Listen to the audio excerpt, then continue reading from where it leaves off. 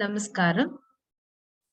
Today, I will be giving you an overview of the Yoga Sutras of Patanjali, more so a bird's eye view of it. The Yoga Sutras of Patanjali has 4 cantos in it, or 4 padas.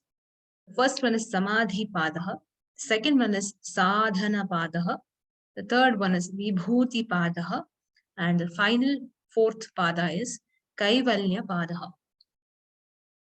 So today we will look at Samādhi Pādaḥ and only the first 4 sutras because they moreover form a crux of the entire pada, forms a essence of it. So if we understand the first 4, we get an overview of what exactly is in it. So the Yoga Sutras are the most authoritative texts in yoga philosophy, and along with the Yoga Sutras, we have other texts also like the Hatha Yoga Pradipika, Gheranda Samhita, Shiva Samhita, and also not to forget Bhagavad Gita is considered very, very important text of yoga. So there are 195 sutras in the Yoga Sutras of Patanjali, and let us look at the first 4 today. So the first sutra goes like this: Atha Yoga Anushasanam. So there are 3 words here: Atha, Yoga, Anushasanam. So Atha here is a Mangala Vachakam. Usage is, it indicates auspiciousness. Similarly, if we look at Brahma Sutras, also the first sutra starts like this: Atha to Brahma Jignasa. So the usage of the word Atha is to indicate auspiciousness, and the meaning of the word is now or at this instant. So Atha, Yoga. Yoga is the subject. Yoga is the subject. And Anushasanam means instruction. So now the instruction on the subject yoga begins is what the sutra is telling us. So how do we understand this? So let us take the example or try to comprehend it this way, that there is a student, there's a teacher, and the teacher is instructing the student.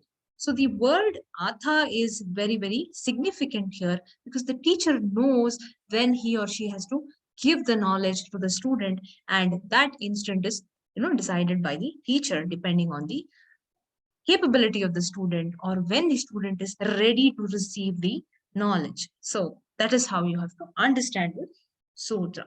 The second sutra is Yoga Chitta Vritti Nirodha. This sutra is defining what is yoga. So what is yoga?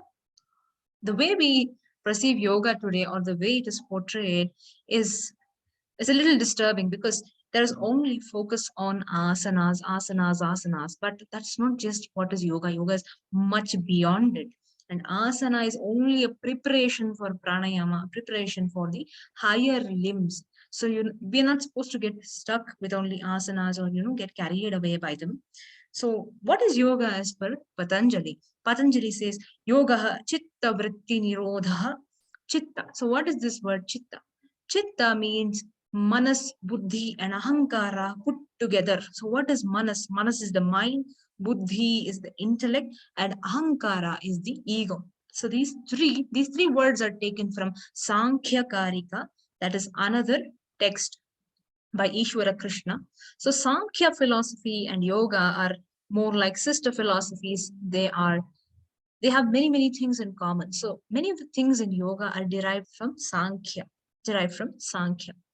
So yoga chitta vritti. Vritti means activities. Okay, activities of the mind. So the mind is always engaged in something. So the different activities. Chitta vritti.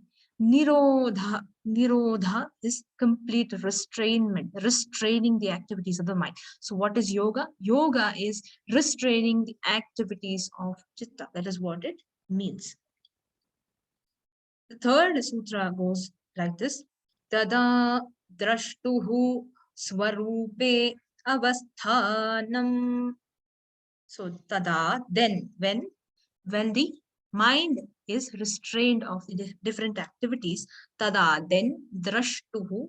Drashtuhu, this word is drashtuhu, means the seer, the soul, the atman, or the consciousness which is present in the body. Okay, so that consciousness is present in its natural state. Swarupe, natural state.